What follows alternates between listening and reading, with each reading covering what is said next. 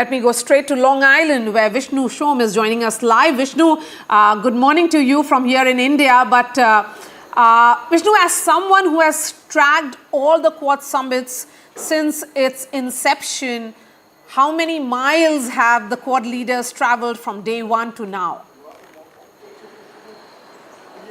Well, let me actually just flip that a little bit around, because I do believe that in terms of this visit, it's the bilateral with the United States which has achieved a great deal more than Quad. Quad at one level is a talk shop, and while they were more direct in their reference to China this time, it is truly amazing what this landmark bilateral agreement, the joint statement with the United States is. So let me just quickly go through point by point what the bilateral statement actually refers to. It refers to a speedy transfer of jet engines to the Indian Air Force to India. That's been a delay in the US, which is why the delivery of Tejas fighters has been delayed. It makes reference to the Predator drone deal, which is on the verge of being finalized. That finds mention as well. The fabrication of semiconductors in India through a new fab, that's mentioned. The United States backing India's efforts at being a permanent member of the United Nations Security Council, that's there as well.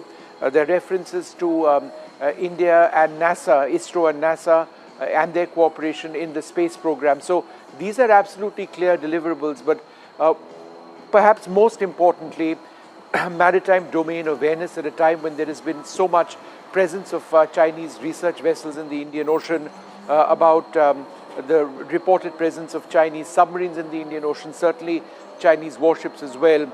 Enhanced maritime domain awareness essentially refers to intelligence sharing between the navies of India and the United States, so that there is a bigger idea and perspective of where China is actually deployed. India will be sharing responsibilities with the United States when it comes to guarding and patrolling the economic zones and the economic waterways around or in the Arabian Sea.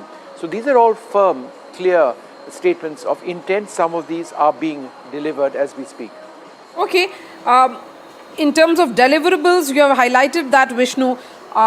So thank you so much. But Vishnu, also that there was other bilaterals held as well with the Australians and also with the Japanese Prime Minister. Yeah, that's right. So these are important bilaterals. You would expect these to have been held since all of these leaders were together for the Quad summit, which took place. And all of them have reaffirmed what their key issues are, their key concerns are, and in many senses that all comes back to China. And that's where the Quad statement that you've been referring to, Maria, has actually been so very important.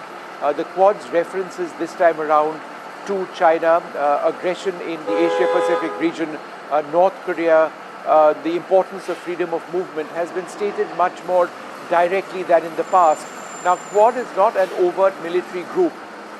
The military or the group is AUKUS, of which India is not a member. Of course, there are the Malabar series of naval exercises on the sidelines of Quad. But this time around, I think the references to China, the references to the importance of free mobility in the seas, and the language which is used is very direct. There are concerns about North Korean missile tests. There are concerns about what China may be doing off the straits of Taiwan as well, in addition, of course, to the South China Seas and the Indian Ocean region. All these nations are together very much promoting maritime security in the Asia-Pacific region. Vishnu, before I let you go, and I know you have been extremely exhausted because of the extensive coverage that you have brought to us, but a word on what next for the Prime Minister in these 2 days. Well, I can tell you the fun part is going to be tomorrow, and I'll certainly be looking out for that. I've spoken, Maria, to the organizers of the Modi event. We've got those interviews on NDTV, which will be playing out. There are people over here who have each contributed $100,000, towards making this event actually take place. There are people who have come from all across the United States.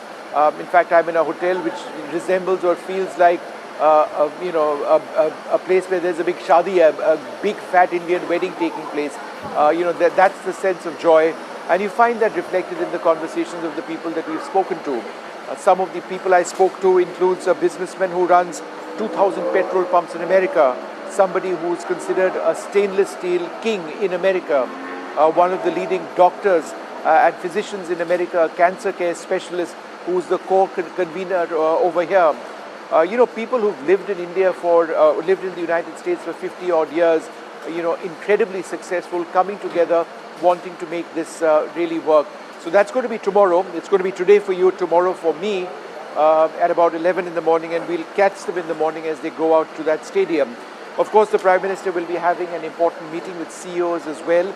Several top CEOs lined up for that roundtable meeting. That will be in New York later on in the day.